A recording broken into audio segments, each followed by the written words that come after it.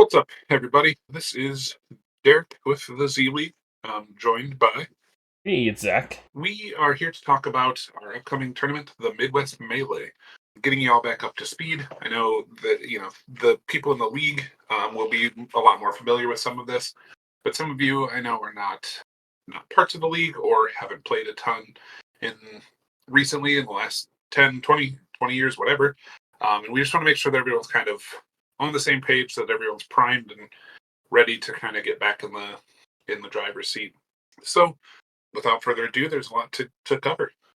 What is Midwest Melee? Some of you might be hearing of this for the first time. It is going to be a in-person Score Z CCG tournament. The league hosts typically webcam-based stuff, but we thought it was a good opportunity to take a chance and do one of these in person. After the success of the Score Warriors Gather one, shout out to those guys in Atlanta earlier this year, it just kind of felt like the right time to kind of keep the energy high and do another one. Zach, what do I need if I want to come to this? So, mostly you're going to need to make sure you have a deck, but if you do not have cards, or you sold your cards, or you don't have a full collection, as the slide mentions, the tournament is going to be proxy friendly. So you can play literally your whole deck proxies. If you're not familiar with the concept of proxying, basically it's just when you have printouts of the card images, and typically what you would do is you would get random commons or whatever from the game you're playing, or even if you don't own any Dragon Ball Z cards at all, you could even get cards from a completely different card game like Pokemon or Magic or whatever other Dragon Ball Super, as long as they all have the same card back. You stick those random cards in some sleeves, and then you get your paper printouts of the cards and stick them inside the sleeve in front, and then you can basically just use that as if it was the real thing. We want to play against you, not your wallet, so we are 100% allowing proxies. The only request we really have is to make sure that they are a legible scan of the card. We have some promos that are alternate art, but we try to typically reduce alternate art just for board clarity's sake. And no tournament is complete without something to fight for. So there will be a number of prizes. We've already shown off a couple of them. One of the two kind of big ones that we've got so far are a full foil set of Cell Saga masteries, as well as a playset of Confrontation. As of right now, those are kind of our two big prizes. We are adding more to the pool, as time and everything allows. One of the things we're kind of considering is sort of a prize table situation where after the tournament's over, you'll kind of go in placing order. First place will pick which of the prizes they want. That way you end up winning the thing you actually wanted the most. Definitely something to kind of keep to make it worth, playing for. There's no entry fee or anything like that. So even if you, lose every match or whatever, you're not out anything. But there is something to some greatness to strive for. As the slide mentions, we also are going to have sort of a deck building station. So if you show up before the event proper starts, I think the doors open at noon and the event starts at 2. So if you show up ahead of time and you need some help getting some cards together, we're going to have some proxies and cheaper cards that'll be available to use for deck building. Like 20,000 bulk cards on the table that anyone can dig through and build. And additionally, if you need any assistance with creating your deck ahead of time, we'll have a link in the description below to our Discord server, where we have an entire channel dedicated to deck building suggestions and advice, and everyone on the server will be more than happy to help you get a deck that is functional before the event starts. And as that kind of fifth bullet point there mentions, it's just a great spot to kind of jump back into the game. It's just a great opportunity to get to play with some people who are super familiar with how the game works, can get your chops back up to speed. It's really low stakes. Even if you've never played before and you're just kind of interested, there will be plenty of ways to get involved. Even if the kind of tournament structure is daunting, don't let it be. There's plenty of opportunity even beforehand to get up to speed. This next slide, we're basically doing a primer on getting prepared for the event to catch everyone up to speed. So this slide has to do with what may have changed since the last time you played. Some changes to the rules, some erratas, some ban and restriction changes. These are the major ones that we wanted to touch on. One important thing is when you go to build your deck, make sure you definitely check the CRD. We're going to have a link to our current CRD, which again is slightly different than ones you may have used in the past, but not too different, and it'll be linked in the video description below, or you can find it on our Discord server as well. But these are the major ones that I think we want to touch on.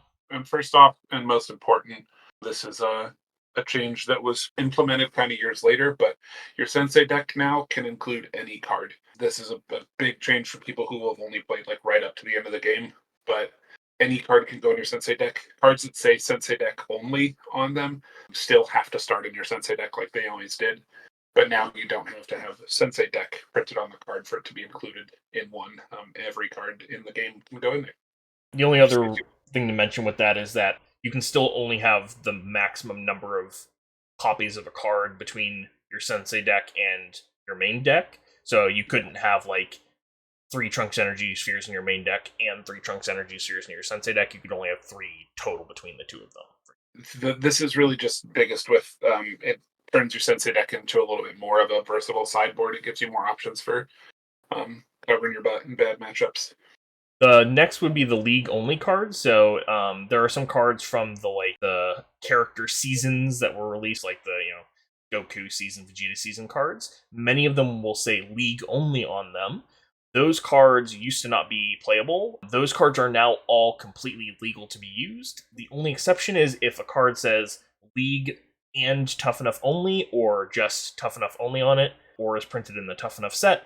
Because this event will not be tough enough, those cards will not be legal. But if it just says league only on it, those cards are all perfectly fine to use.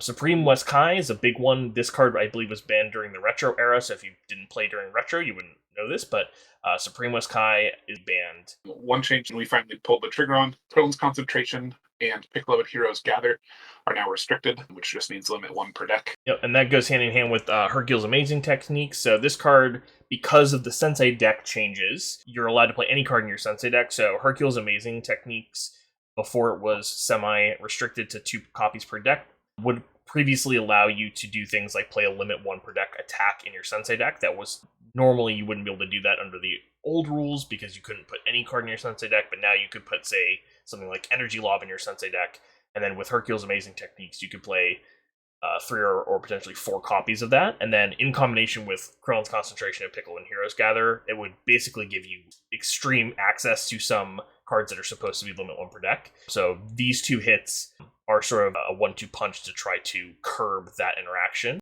The next one is, you can see Majin Buu Evil Buu has an errata. This was also, I believe, during the Retro era. Majin Buu Evil Buu no longer gains 5 power stages on its level 1 power. And Roshi, this is a change, I think, during the Score era, but it's worth mentioning because it's such a popular personality, which is he only looks at the top 6 cards when entering combat instead of the top 10. And then one other one that's changed as a part of the league's changes, Piccolo's Multiform has always been a really, really strong card. Still is, but it has received a little bit of an errata. It's now treated as though it kind of reads as the following card. It says, Piccolo only. If you declare it to Kuwaza, then any physical attacks Piccolo performs that cannot stay on the table to be used again this combat. Again, this card stays on the table to be used 1 more time this combat. That's all the same as it always was. But those cards now also get removed from game after use. And then this card moves from game after use as well. So it just keeps you from being able to kind of loop some of those cards out of your discard pile multiple times and pulls the power level of this card back in line a little bit. One last change that I think we didn't mention on this slide was during Retro, they had changed the going first rules at one point to something different than at the end of Score. We have reverted back to the original Score rules, meaning that you first see if double power rule is applicable. So if someone has their 5 above 0 twice as strong as the other person's 5 above 0, they start at 2 above 0. The weaker personality goes first and starts at 10 above 0. If that is not in play, hero always goes first. And then if you are both heroes or both villains, then you would roll a die to see who goes first. So that's back to the way it was during the Score era, different than the end of Retro. So what's still good? We kind of called the slide, what's the elephant in the room? As anyone familiar with the Score game knows, at the end there, certain things were really strong. Spring West Power, which we talked about, was dealt with. But Master Roshi decks in various varieties were really, really good. Broly the Electrified, Broly decks, period. But Broly the Electrified specifically being kind of the linchpin that makes them as good as they are. And then Orange Style Mastery decks, specifically Orange Majin Buu Saga Mastery decks. All four of these decks, or versions of any of these decks, at the end of the game, were very, very strong. Were dominantly strong. And all of these are still very, very playable. All of these stayed very good. If any of these are things you're familiar with, having played or played against, they will sort of feel similar. Not much has changed overall in the way these decks would feel or play. Yep, and I would go on to argue that many of these decks are still at the top of the metagame. So yeah, Roshi Speedball being like the very fast Dragon Ball Victory deck, the Brawly, usually Cell Saga Saiyan deck that just gets massive card advantage and uses the level 2 to find all of its tech cards that can defeat the opponent. Buu gets commonly played in Black Trunk Saga and Red Cell Saga, although I've also seen it see play in Red Trunk Saga and then some of our new Blue Masteries, which we'll get to in a moment. And then Orange Drill is probably one of the most infamous decks.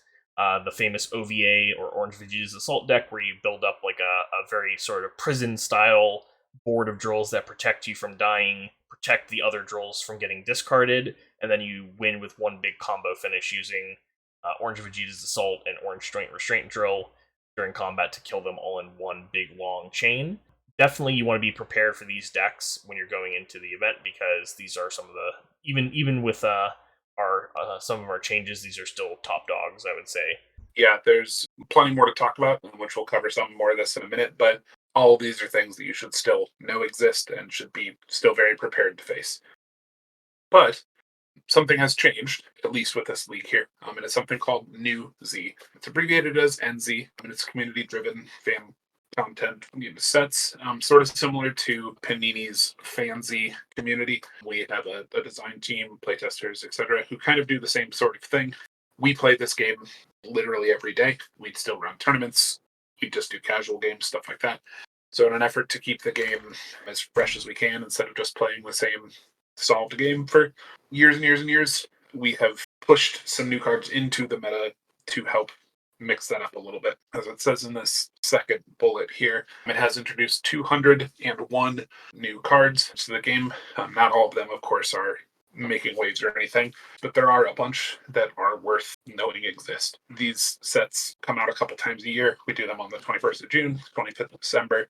But the point isn't to make cards that will just make like existing strong things better.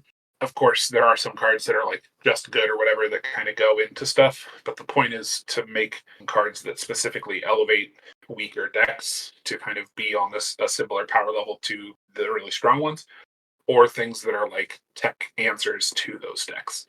So as we were mentioning with that last slide, all four of those decks or more of those decks continue to be good, but there have been things that have been introduced to try to answer that a little bit, to try to rein some of that back a little. We cover missed movies, parts of the show, different characters and things like that that never got MPs. Yeah, one last thing I would mention with NZ is we also would find characters that kind of had underwhelming early set personalities and give them either new personality levels or individual cards that are specifically designed to buff them, and that's a large part of kind of the design goal with NZ, is to try to get characters that are maybe cool but had kind of random old, early few set personalities that were kind of lackluster and bring them up to be more playable for sure. Yeah, so we have in conjunction with making new cards, we have two new mechanics that are brand new to the NZ card pool, and these are ones that you're definitely going to want to know about before playing. So the first one here is Transform. I think Transform is probably the most influential mechanic of the two, mostly because it's been around longer and it's very, very fun and also very powerful. So Transform is a keyword that is on almost any card type for the most part. Cards with Transform can be played directly from your discard pile as though they were in your hand by putting a matching card of the same style and type. So for example, if you have a blue physical combat card in your discard pile and it has Transform, you can play it out of your discard pile by discarding a blue physical combat card. And it's not technically considered a discard. You place it from your hand, and that can come up for some other card effects. But for all, you can think of it mentally as a discard for all other purposes. Transform does not change when you can play a card. So, for example, if you had a card that could stop a physical attack that had Transform, you could only play it when that would make any sense, right? So you can discard a, if your opponent throws a physical attack, then during your defender's defense phase is when you would discard the blue physical combat card, for example, to use the block out of your discard pile. Or like non-combat. Yes. Yeah, so if it's a non-combat, you'd have to discard a matching style non-combat during your non-combat step when you could normally play that card. So it doesn't change the timing restrictions on any of the cards. It simply just allows you to play them from your discard pile. Now, notably for balance reasons, any card with Transform will either have manually written on the card or as just part of the Transform mechanic, means that if the card would go after it's been played, either from your hand normally or from the discard pile with Transform, in either case, the card will automatically be removed from the game after use. This also extends to non-combats with Transform if they would be discarded from play by a card effect, such as like a drill, for example, with Transform. They would automatically be removed from the game. This is to prevent you from just replaying the same copy of the same Transform card over and over and over and over and over again. So don't worry about that. They're still basically one-time use. It just allows you to use certain powerful or situational effects more, have more control over when you get to use them, because you can play them if you've taken them as damage generally. And then, of course, that means that being cognizant of both your discard pile and your opponent's kind of at all times is really important.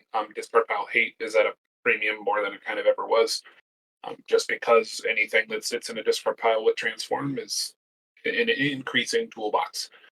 So just being on top of that is something to be aware of. Now, one thing that I would like to cover with Transform, we have kind of an etiquette. Most of us with Transform, when a card has it and is in the discard pile, we'll sort of turn it 90 degrees so that it's sticking out one direction or the other, so that you can kind of see that there are a couple of cards in the discard pile with Transform. That just makes it easier to, at a glance, look over and see if there is or is not something you need to be worried about. As Zach mentioned earlier, there are a couple of blocks, for example, and knowing that your opponent has a card in their discard pile that could be a block that maybe you've gotten to see their hand and now they don't have one now, but they could make one using their discard pile. Seeing that exists without having to just dig through their discard pile over and over again is just a friendly way to play the game. It makes things run smoother and keeps players more engaged. The next mechanic then is resist. Before I get into this one, I kind of want to just preface why this is around. The power of the Orange Majin Buu Saga mastery can't be understated. Just set up kind of very uninteractable board states without a ton of answers. And one of the things that NZ has done, there have been a number of cards printed to combat that a little bit. So what it means is there is more non-combat drill-related hate than there was before. But what it also means is that decks that want to play 2 non-combats or something, just as supplementary things, kind of catch some strays from that. So resist was a keyword that was introduced to kind of combat that a little bit and make things that you want to stick around for a purpose a little bit more sticky. So the way resist works is when a card with resist enters play, or when a card gains resist, if some kind of card effect grants it, place a resist counter on that card if it does not already have one. When a card with a resist counter would leave play by an opponent's card effect, whether it's shuffled, discarded, removed from game, whatever, just leaves the play area, you remove the resist counter instead. Essentially, they have to remove the card twice. Resist doesn't stack. A card has resist or it doesn't, so you can't give something resist that already has it. You can't have 2 tokens on it. You just get 1 counter. If it has it, it can't get it again. If it loses it, it could get it again to get 1 back, but you can't ever have more than 1. And allies, if for some reason an ally were to end up with a resist counter on it, it does not need to be in control of combat to use its resist counter. It's not like activating its power or something like that. So it doesn't have to be in control of combat to be able to remove those to protect it.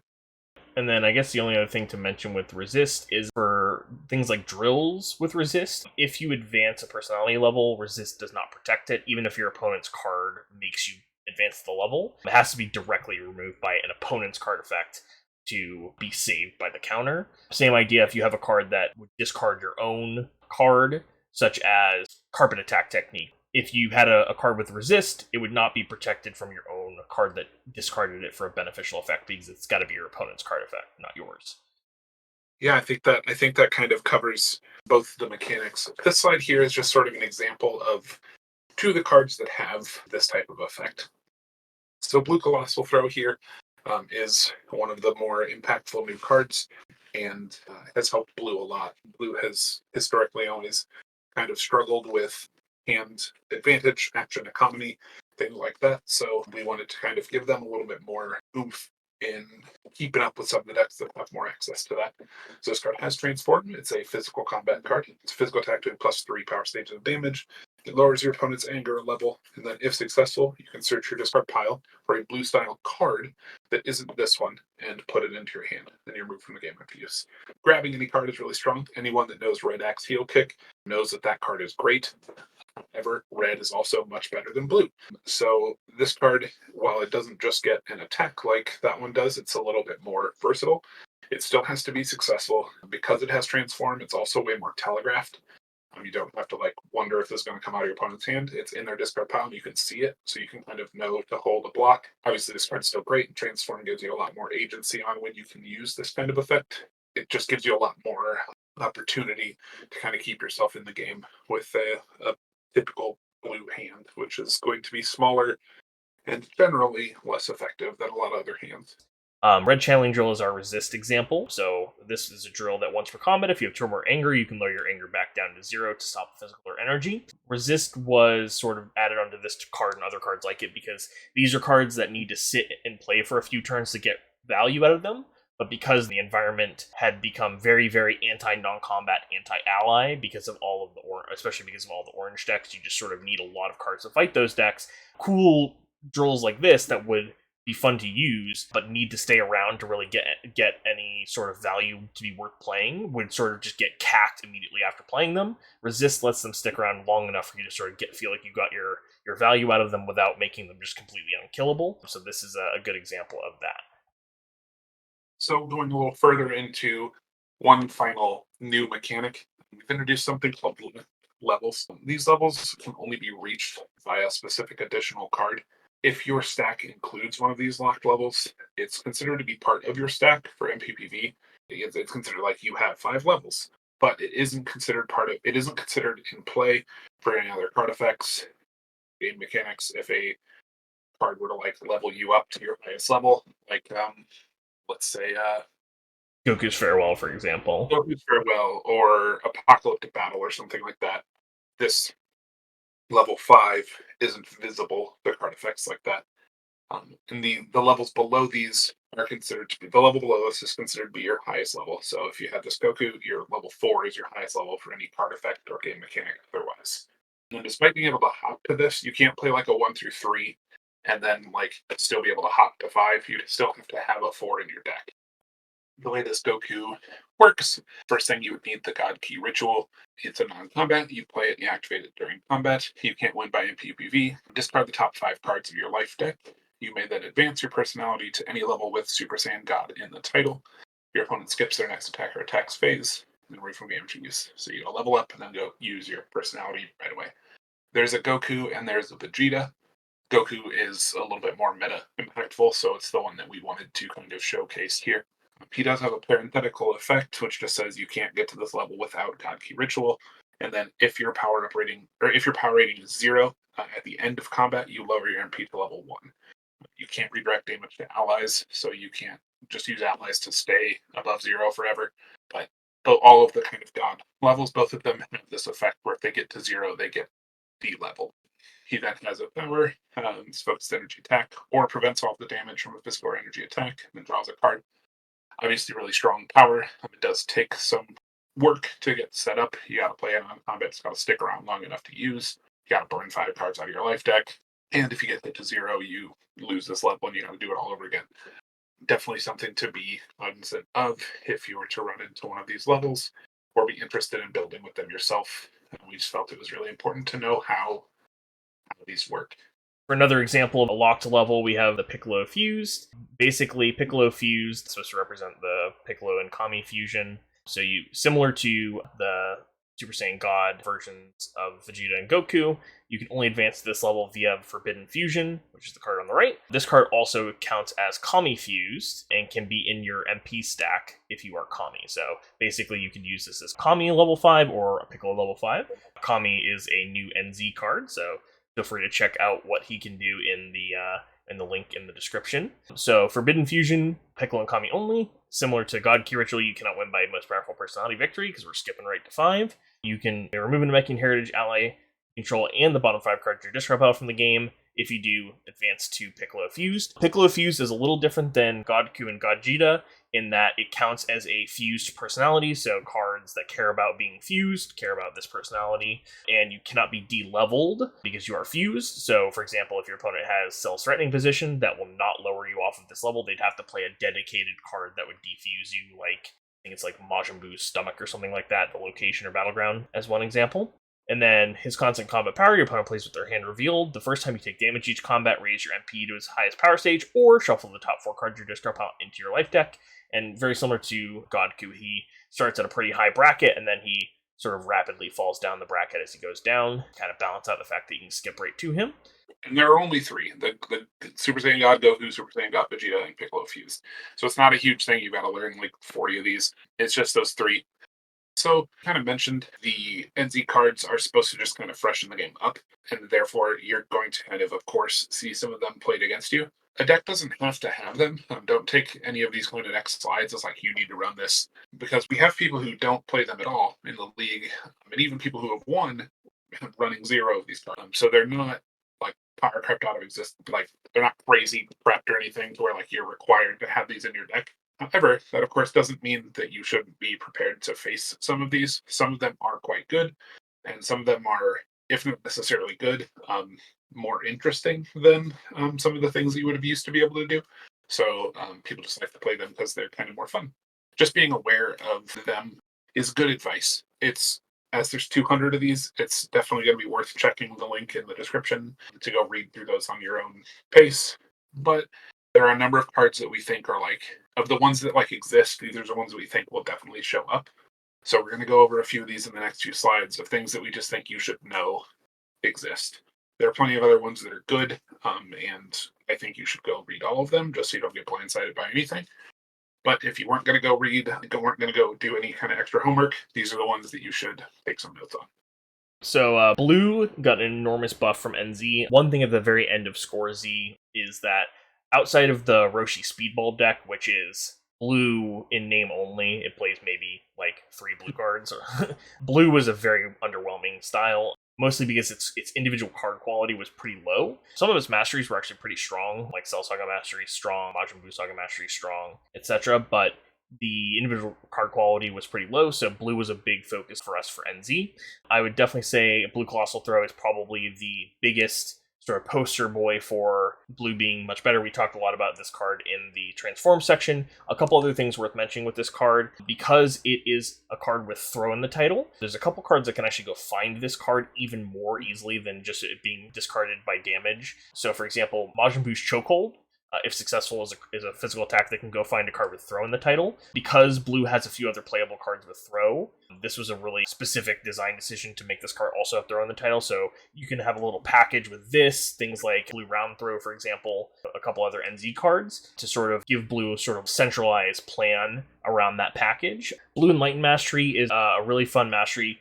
One thing we tried to do with a lot of the NZ cards is sort of make existing score cards that were not very good or maybe just a little bit under the power curve and find ways to sort of enable them without having to print a lot of new cards.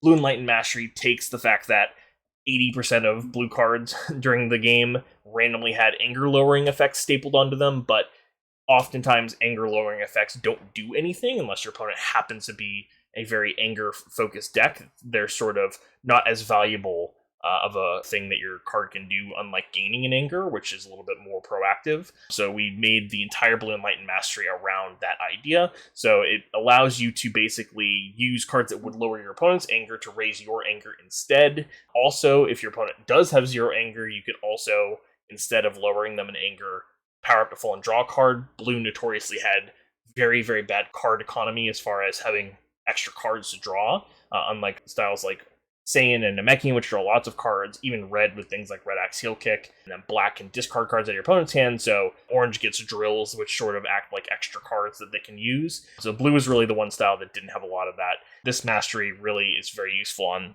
that front, so it gives blue a way to use more levels, which is another thing we had a big goal for, and then also lots of cards to go back through. Finding old cards that had anger lowering and anger raising effects on the same card means that there's all of a sudden some blue cards that can raise your anger 3 with one shot. So really powerful. And then blue 1-inch punch is another card that allows physical beatdown to be a lot stronger because it'll allow you to play personalities that are a little weaker and still get a lot of extra damage out of them. And it goes hand in hand with the fact that so many blue cards lower your opponent's anger, so it allows you to translate that into something actually useful and more proactive. If your opponent doesn't happen to care about anger, this card will punish them for the fact that they're not playing any anger and the fact that you're lowering their anger so much. Past that, black has some serious new stuff too that is worth discussing. So, as always, black is still discard focused, still non-hate focused. So there's some of that that's worth discussing and knowing exists. Black Fuchsia's Goblin and Aura Eruption, I think, are two of kind of the most powerful transform cards. And these two plus Blue Colossal Pharaoh are kind of like the trifecta of transform cards, I think. But Galagun is an energy for 5. You can discard the top 4 cards of your deck to discard 2 non-combats or allies. It just gives you a little bit more opportunity to clear the table. And the fact that you can do it from the discard pile now means you don't even have to keep it in hand. Black Aura Eruption is kind of another one of those, but it stops a physical or energy attack. As historically, black has a lot of omni blocks. This stays in that trend. Then if you declare it to Tokawaza, remove the bottom 5 cards of your opponent's discard pile from the game, and your main personality gains 5 power stages. Removed from the game after use. So, just deals with discard pile a little bit, which is good. Discard pile hate is at a premium now with Transform existing. Gives you some stages on a block, which is also good. And it also encourages black energy a little bit more, which is always like kind of good. But this sort of helps keep that more in the game. It gives you more stages after using it, so you just get to block an attack and then get an attack off afterward. The Black Calamity Mastery. What this one does is it takes your black style cards that can stop attacks, and they now raise your anger. Black has always had a couple of anger cards, but traditionally struggled a little bit with like natively leveling. This gives you a little bit more oomph in decks that want to do that. And then also you can, whenever you play or use a card effect that discards cards from your opponent's hand or removes cards in their discard pile from the game, they can instead, you can make them discard the top 3 cards of their deck. So it turns your hand destruction or discard pile hate into mill. There's some times where a discard isn't great, and now you can turn it into something even better. There's times where a discard pile doesn't really exist, so there's nothing really to remove from it. This just turns that into an opportunity. Black Aura Eruption, of course, goes great with this because it hits their discard pile. You could choose to make it mill 3 and then also gain you stages instead of discarding the bottom 5. There's just a lot of things that Black Calamity can enable. And if you are not familiar with it, it is something to definitely note. One thing worth mentioning with Black Calamity as well, if you have cards like Black Body Destruction that can either be an attack or a block, even if you use them as an attack, so like Black Body Destruction, for example, is a physical attack or stops a physical attack, that card, even if you throw it as an attack, counts for Black Calamity because it is you're playing a card that can stop an attack, even though it's not currently stopping an attack. And that'll allow you to raise your anger. So cards that are like have that type of ability to be either an attack or a block are beneficial in Calamity because they let you gain anger more proactively. Black Pointed Kick is one that some decks won't care about as much, but just what it can do is worth knowing it's around. It's physical that does life cards, and if successful, any cards that were dealt as damage that were non-combats, you can play any of those as though they were your own cards. They're considered to be black cards now. This is a thing that, like, if you're going to be playing non-combats or if you're building a deck kind of teching to be ready for some just knowing that this card is around and something that can be played against you is worth keeping track of. One thing worth mentioning in black, if you poke around the black NZ cards, you may notice a little kick related sub-theme. That's just one thing to explore if you are building a deck in black. So next up, some Namekian cards, probably headlined here by Namekian Crash. So Namekian Crash is sort of in the same vein that Blue Colossal Throw is sort of a similar card to Red Axe Heel Kick for Namekian. It's an Endurance 3, physical doing +3 power stages of damage. It has Empower 4, and then if you don't empower it, you can choose up to 2 cards in your discard pile, shuffle them back into your life deck. But if you've already shuffled cards back into your life deck earlier this combat, you can choose to place one of the 2 of those cards into your hand instead, and then it removes itself from the game after use. The other thing worth noting is this card has no restriction on what type of card you can grab. I've grabbed like City in Turmoil with this card and then played it the next combat, so this card can be exceptionally powerful and goes really well with like a Piccolo's Multiform style deck, for example. Next up would be the Namekian Dragon Mastery. So we decided that there were no masteries that were sort of Dragon Ball themed in the original game, so we decided to make this mastery. This mastery basically lets you swap balls in and out of play. So the first time you hit them with a Namekian attack, if you don't have any Dragon Balls in play, you can put one into play, but you don't use its power that turn. So you would basically, if it had like a static ability, that static ability would turn on after the combat was over. But the first ball you get with the mastery, if you don't have any in play, doesn't actually use its power right away. However, every subsequent time you hit them once per combat with a Namekian attack, you can basically swap a ball you have in play, shuffle it back into your deck, find a different ball from your deck, and play it and use its power once per combat. And that lets you do really powerful plays where you're swapping balls that like draw cards in and out of play. So don't sleep on this mastery. Lastly, we decided to add like a little package of Namekian Anger cards, headlined by Namekian Rage Drill here. It has Resist. In effect, puts one or more cards back into your life deck, raise your anger level 1. The first Namekian style attack each combat does plus X life cards of damage, where X is your current anger level, and you get to keep this drill in play even when you advance personality level. There's a few other Namekian cards that have effects that let you raise your anger, because Namekian didn't have almost any in the base game, and we wanted to add some of those, so be on the lookout for those in the NZ section for Namekian. And then we'll cover a little bit that red and orange have to offer. We'll start with red Critical Blow. It's the only red card that that felt necessary to include on this list. It is a physical attack for +4 stages, gives you an anger. Then if successful and you declare Tokuwaza, you can discard the top card of your deck to draw a card and remove from game after use. It doesn't really need a lot of introduction. That's just good. Physical for a good amount of damage and anger, and maybe draw a card. Just a really powerful card you should know exists. Orange Body Morph does kind of a similar thing where it's just like something you should know can happen. It's got some endurance, which orange likes. Orange physical has kind of in spades too, so it just sort of fits in that mold. It's physical doing +3 stages of damage, so not a lot of damage, but for the remainder of combat, when you perform an orange style attack, it's considered to be an energy attack for opponent's card effects. So it basically just turns all of your physical attacks into cards that have to be blocked by energy blocks. Anyone super familiar with the game will know that like most decks play more physical blocks than they do energy blocks anyway, because physical beats is already stronger than energy, because sometimes you just can't use an energy attack because you got hit with a physical, where you at least can always use a physical attack. So turning all of your physicals into things that are just harder to block is something that the physical beats deck likes. Orange physical beats was a deck that was not quite to the power level it would like need to be really competitive, but it has received a couple of cards that like really kind of push it in that direction, and I think it's much more playable than it was. Body Morph is a huge part of why that is.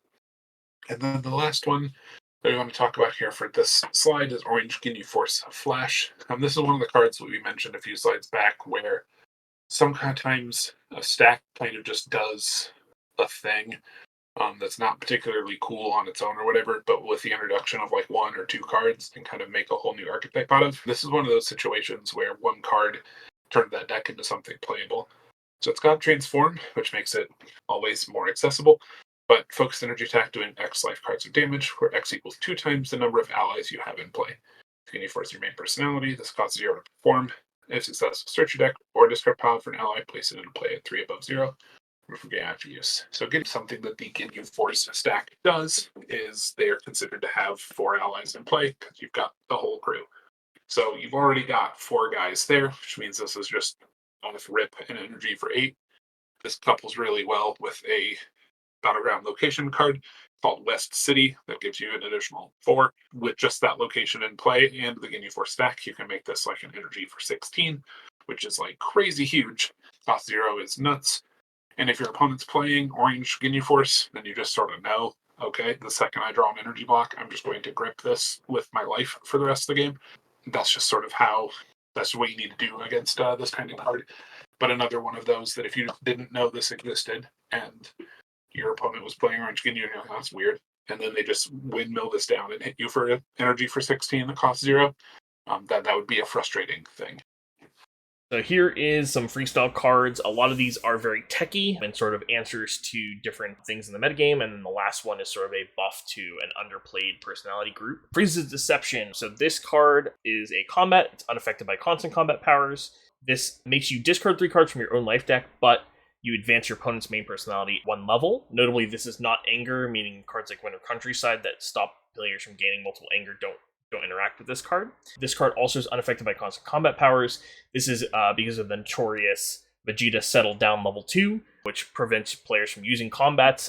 If your deck is exceptionally reliant on combat cards, in a pinch, you can use this card maybe out of your Sensei deck to force them to level up. But probably the best use case for this card is against drill-related decks, such as Orange Majin Buu Saga, because advancing them a personality level will make them lose all their drills. And there can be some other use cases against personalities that don't have very good level 2s, but exceptionally good level 1s, such as Roshi or Yajirobe, for example. Last part is a little gimmick, which is that this card also counts as a copy of Freeze's Irritation Grows in your discard pile. There is a little bit of a package you can run with this. I think it's Freeze's Daunting Bombardment, if I recall correctly, and Freeze's Irritation Grows, which is a physical attack that gains you anger for every copy of Freeze's Irritation Grows in your discard pile. We have a new NZ Frieza stack that's worth looking at, that little package might go well in, that you can look at, but for the most part you play this for that second part of the ability to advance them a level.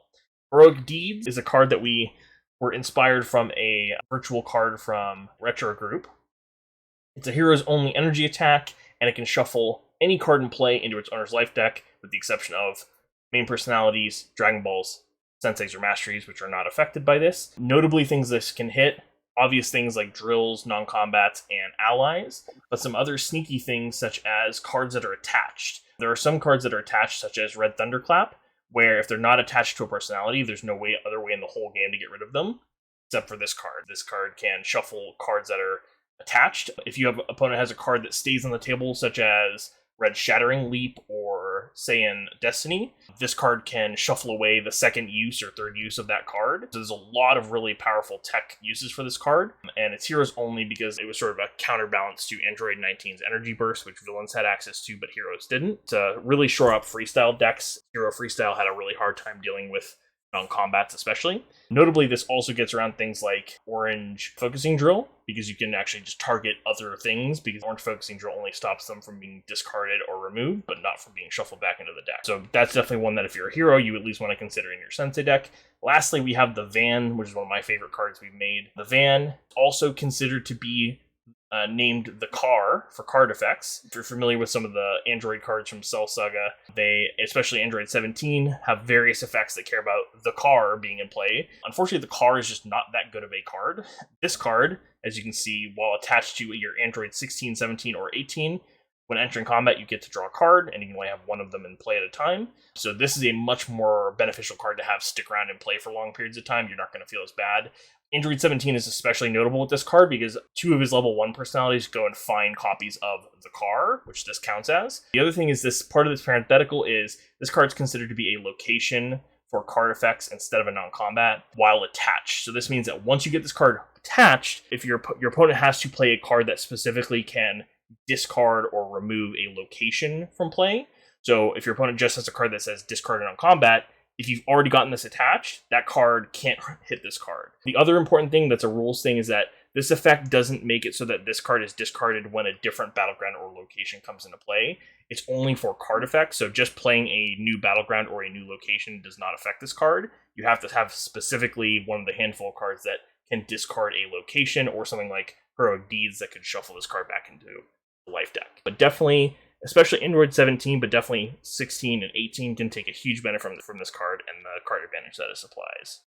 Speaking of locations, we've got two that were introduced in the game. There are a couple more that we've added, but these two especially are just worth noting. Dismal Future specifically is kind of the big one. Players cannot have more than 4 cards in their hand. Player would search their life deck, they search the top 6 cards instead. There's obvious things that this does, so I'll start with the least obvious thing first.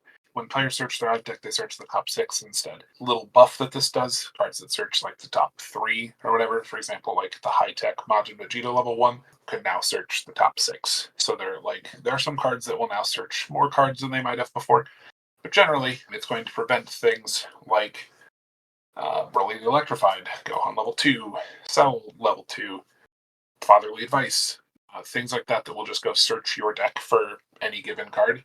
Sword decks, etc. It will then nerf those searches into top 6 searches instead of full deck, which makes it a lot less likely that they're going to hit the thing they want to. Also, can't have more than 4 cards in their hand. This has obvious implications, but is of course created as an answer to the giant 8-card hand Broly decks that rampage around. This really limits what they can do while this card's in play. Additionally, Lonely Canyon is also created to cover some of the inherent weakness that comes with being an energy attack deck. Like we mentioned once before, there are some times where you draw a handful of energy attacks, and then your opponent hits you with, say, in Cross Punch for 10 stages, and you're at 0, and you just can't do anything for the entire rest of the combat. That just sometimes happens as an energy deck. Lonely Canyon exists to make it so that those decks can kind of stay in the game a little bit more. That happens, that can be just like a 1 combat death. You can just take 40 cards to the face, so you just pass 6 consecutive times. This helps you at least stay a little more involved while it's happening. You can still pull off attacks that cost 2. Obviously, of course, this is still to a minimum of 0. Doesn't get you a stage or anything weird like that. It still just makes, if a card costs 1, it's now 0. Card costs 2, it's now 0. Card costs 4, it's now 2. It just keeps those decks a little bit more involved and a little less absolutely locked out of playing the game in that kind of situation. Yeah, these are two sort of more metagame calls. Definitely Dismal is one to look out for because it affects a lot of cards and a lot of strategies, and it's sort of there as an anti-meta card. So this is one that if you have a very bad Brawly matchup, please look for this card and use it. So next up we have the Negation Cycle. So Trunks Energy Sphere is probably one of the most iconic Dragon Ball Z scorecards. These are a cycle of limit 1 per deck spheres that every style gets 1, that not only get to do the same thing as Trunks Energy Sphere, where they can negate the effects of a combat card, but they also have other pretty big effects, and all of them notably remove themselves from the game after use and are only get the benefit if you are declaring a Tokawaza. Otherwise, they are just like removed from the game sphere, which is probably just worse than a regular Trunks Energy Sphere. They're all, you can kind of read them on screen. I'll kind of briefly touch on them. The black one basically makes your opponent shuffle their hand back in and draw 1 less card. Blue one can go find a non-combat card out of your discard pile and put it into play. The Namekian one shuffles 5 cards back into your deck and rearranges your top 6. The orange one searches for an orange-style drill and puts it into play directly and puts you back up to full. Red Negation can either gain you to anger or just straight up draw you a card. And lastly, Saiyan Negation can lower them 2 stages and make all your Saiyan style attacks do +2 stages for the remainder of combat. So these all sort of tie into with the themes of the style, and all are very playable. Most decks, I would say, play 2 Trunks Energy Sphere and 1 of these, but hey, if you really hate combat cards in your deck, in a pinch, you could play all 3 copies of Trunks Energy Sphere plus your 1 negation card to really hate on those. Now, after getting past the individual cards for decks, we have introduced a couple of new stacks to the game. One of them is Broly from the DBS Broly movie. So this introduced a new Broly stack. However, it is Broly from that movie. So he is a different character. As you'll note on his card at the bottom too, he also says DBS Broly. He isn't specifically Broly. So you can't mix these in with other Brolys. You can't mix those into this stack. However, though, he is still Broly for Broly only cards that you would include in your deck, but as far as your stack goes, they can't be interchanged. Important to note, he, of course, is Broly. He gains anger like crazy. In doing so, his stages stay very high. He rushes to 4 very quickly, and then will loop his 4 over and over again. sort of like that's what 4 wants to do. Each time you hit 5 anger, you get a draw card. So there are times where you can just kind of keep that going. So in a beatdown versus beatdown scenario, thematic is all hell. It's really hard to be a beatdown deck that beats this Broly deck. So you need your deck to either do something else or you need to do something to answer this.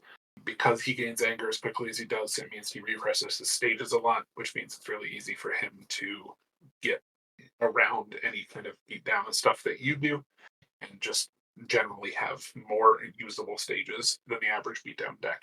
If you can lock him out at like level 1, if you can really get the anger going early, level 1 is a lot less good than the rest of the stack. It's still an Omni block on level 1, which is really strong, not to be underrepresented there, but it's so much less good than what the rest of the stack is trying to do. So if you get him stuck on 1, 2, etc., and not rushed all the way up, you'll be in a lot better spot against Broly. One last thing worth noting with the NZ Broly specifically is that he is, by our rules, considered a rogue personality. So you can actually play him as a hero, which is admittedly pretty rare. Often you'll still play him as a villain, but it is an option, but only specifically with these 4 personality levels. You can't, the original Broly can only be played as a villain. So other notable personalities, we have Gogeta. So we have a new fusion method using the 2 fusion dance into Gogeta personalities here. He is extremely powerful. He's sort of like a Piccolo multiform on a stick, and that stick is an eye, and it wants to kill you. So to get to Gogeta, you have to use one of either Goku Desperate Plea or Vegeta Humbled in conjunction with either the other one, or probably more beneficial would be to use like an actual Goku or Vegeta ally or main personality. These 2 specific, the fusion ones, can only be played as an ally, but you could use a regular Vegeta or regular Goku as your main personality and one of these as an ally. And then if you are on the same level as the ally, so you have to be on level 1 with both of the personalities in question, you can activate the power of either Goku Desperate Plea or Vegeta Humbled, and you will fuse into Gogeta Fusion Reborn. So Gogeta sits in your Sensei deck, but he has a special parenthetical where he cannot be removed from the game, and is not considered in your Sensei deck for card effects. So, for example, cards like Red Aerial Force just don't affect Gogeta, but at the same time, he's not considered to take up a slot for your opponent's card effects. So, cards like Red Annihilation that put cards into your Sensei deck, or Red Aerial Force that care when you get to 0 cards in your Sensei deck. While he does count as a Sensei deck card for deck building purposes, once you're in game, it's basically like he's not in there. It's the easiest way to think of it. So he can't be taken out by your opponent, but he also doesn't take up slots for cards that care about that. And then he has a special fusion rule, so you have to fuse him with one of the aforementioned allies, and he basically can only stay in play for 1 turn. So if he leaves play for any reason, you return to your Sensei deck, your main personality returns to 5 power stages above 0 if he was used in the fusion, and then you shuffle the ally or allies used for the fusion back into your life deck. So if you use this as an ally, then if he gets discarded or otherwise removed, the fusion card goes back in your Sensei deck, the allies go back into the deck. If it was your MP, then just the ally goes back, and you go back to the same level you were on at 5 above. And then, unlike other fusions, this fusion only lasts until the end of combat, in which case you follow the directions above and defuse. He is extremely powerful, but he is a little hard to get going sometimes, because you have to find your specific ally. And if that ally gets removed, well, you're not going to be able to get access to him. Speaking of things that are extremely powerful, something worth knowing exists is Jamemba. Jamemba is a card that we mostly brought over from the retro virtual sets. They had a 1 through 4. Jamemba, we have a 1 through 3, and they function just a little bit differently than than the retro levels did, but the concept of them is still very much the same. He has sort of a pocket dimension where when you use a card printed Endurance, or when you use a styled card with Endurance, place it under your mastery after use. Once for combat, you can put a card from your hand under your mastery, doesn't have to be one with Endurance, and then pull a card out from under your mastery and play it. And that can perform an attack, of course.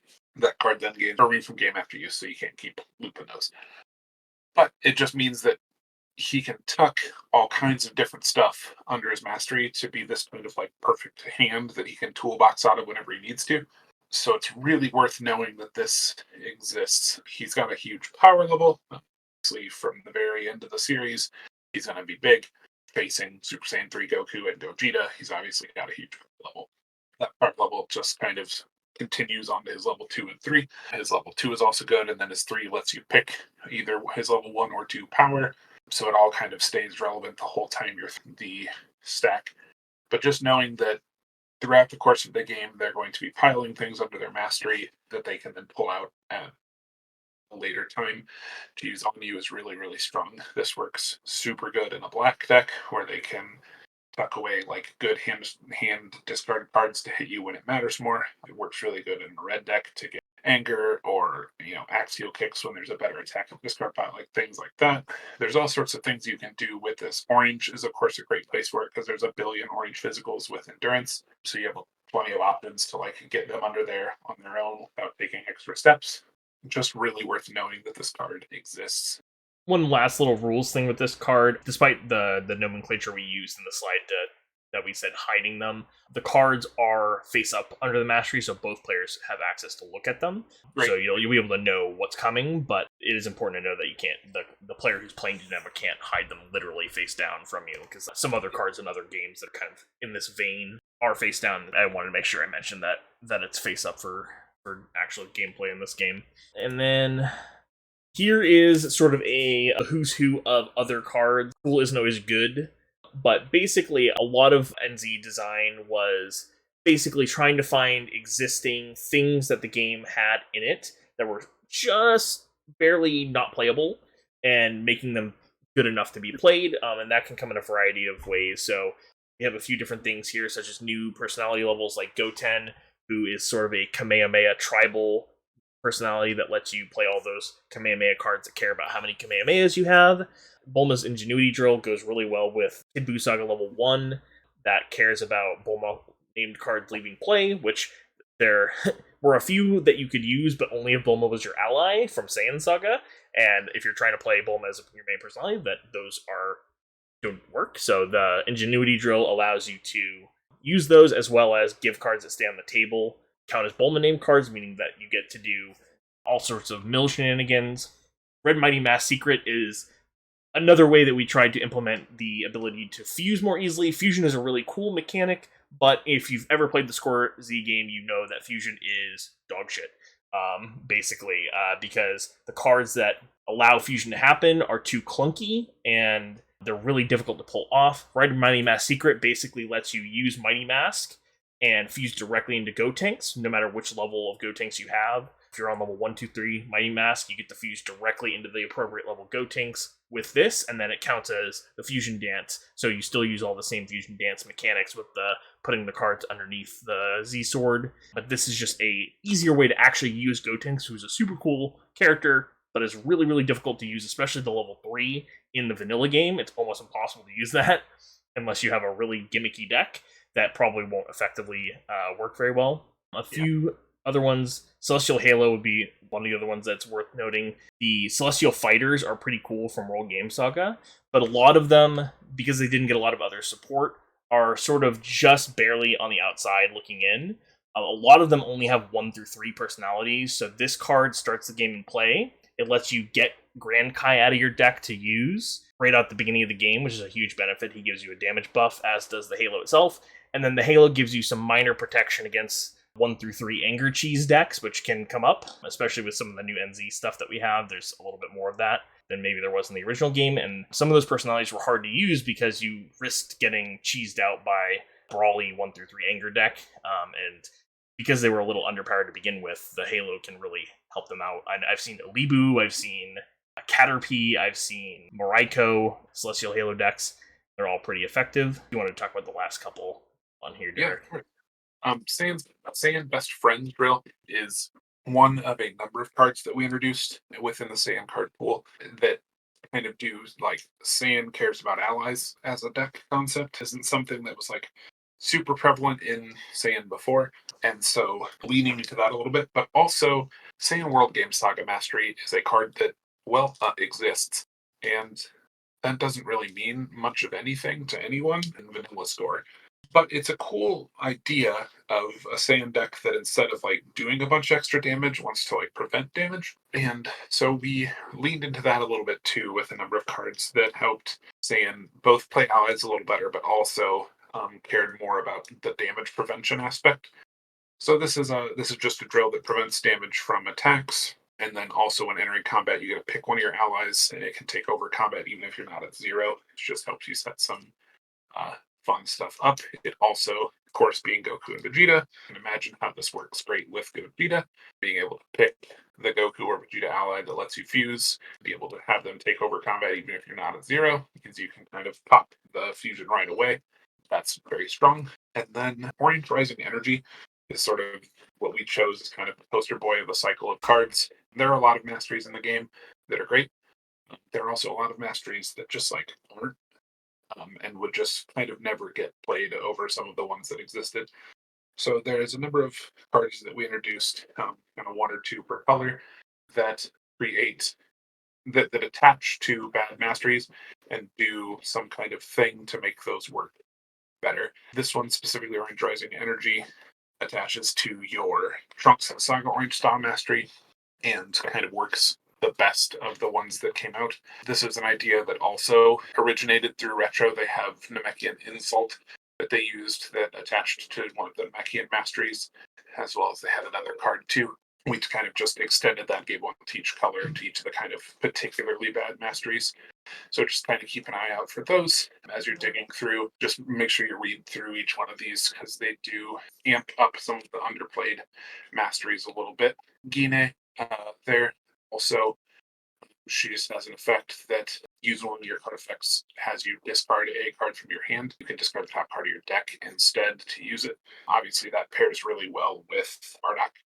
He has the power where you can discard a card from your hand to do different things. Each of his levels do kind of different stuff like that. And she makes it so you don't have to discard those cards. And then lastly, Raditz Bad Company is a one of those kind of random levels that we talked about at the very beginning of the video that was released to sort of amplify the stack. Obviously, Raditz 1 through 3 and 4 from Saiyan Saga as well as 4 from Frieza Saga are all not great because they're just from a really long time ago.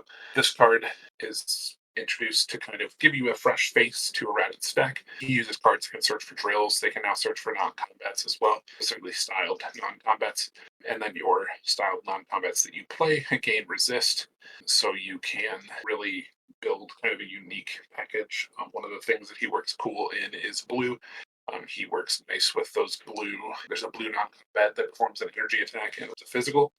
You can now play those, give them resist so they stick on the table a little bit longer. And then also your cards that prevent damage can also prevent damage from focus attacks because as anyone who knows the rules well knows that cards that prevent can't prevent focused. So he is a nice little poster boy for this kind of Saiyan prevention archetype that we've created as well. So Saiyan World Game Saga is also quite a playable deck. Does some really cool stuff with a few of the cards introduced in the last couple of NZ sets. Definitely worth observing if that interests you at all. There are, of course, a lot more. We've looked at 20 cards or something of 200. There are plenty more that if you were to go deep diving, you'd find and think were cool. But we really just wanted to cover the cards that were like, even if you've never played NZ before or had no intention of doing so, playing against it, here are the number of them that we like think you'll just probably see or could at least probably see. Things that we've seen put up numbers within the league, things that show up commonly or placing. And then these kind of cards are cards that highlight well what most of NZ does, where it's just sort of propping up an underplayed thing. Turles got a new ally who makes him super, super cool. Definitely worth considering if you're into Turles. If the cover photo of the Midwest Melee event is any indication, he's my favorite guy. So pretty excited that that card exists for me. There's a lot of things worth looking into. And if you've played the game a bunch or have any interest in just kind of spicing up what options are available to you, there's a lot of new tools available within the NC card pool. Yeah, so that's sort of our primer for the Midwest Melee. We really just wanted to make sure people who weren't familiar with NZ weren't intimidated by it, and then even just in general, people who hadn't played in a long time were up to speed with things. As the slide says, it's mostly going to be a fun tournament. We're trying to celebrate this 20-plus-year-old card game that we all love, and a lot of the people on our community have been playing for a while, but it'll be nice to sort of meet everyone in person and maybe see some new faces there. It's a tournament, but it's also, like I said, a celebration of the game, the community as well. And it's also a celebration of sort of the league that we've built up in the community. And we really want to expand how many people are interested in the game. If you have any questions, I would definitely encourage you to look in the description for all the links, especially the Z League Discord link. It'll have information on the event, as well as just if you need help building a deck, if you need help getting proxies, if you have any rules questions, if you have any questions about stuff in the CRD, any of those types of things, if you need help with logistics for getting to the event or anything like that, that Discord's a great place to be. Also, even if maybe you can't make it to Midwest Melee, but you do have interest in getting into playing the Score Z, we have, like I said, we have a webcam league that we play, and we play with all these NZ cards on webcam. And if you can't make it to Midwest Melee, maybe this video will inspire you to play some of our either tournaments or even just play pickup games on our server on our Discord. So definitely check the link in the video description. I think that was it from my end. Was there anything else you needed to talk about, Derek? That's it. The league is is constantly growing. We've got like pushing 300 members in the Discord actively. There are like 20 of us who play like really regularly. Events always fire at 16, 20 people, and if we can kind of expand that further, that's great. If not, it's just going to be nice to see everyone, whether you're great, new, never played, rusty, whatever. All are welcome, all are encouraged to participate.